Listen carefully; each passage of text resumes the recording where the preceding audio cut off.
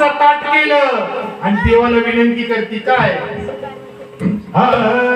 अव देवा माझ्याशी बोलावा गोड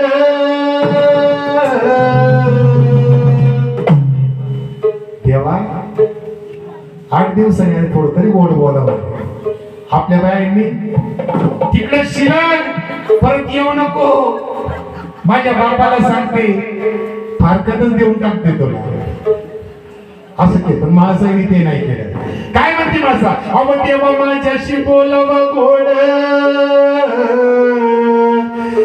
आणि तुला बाणूबाईचं या डरी महान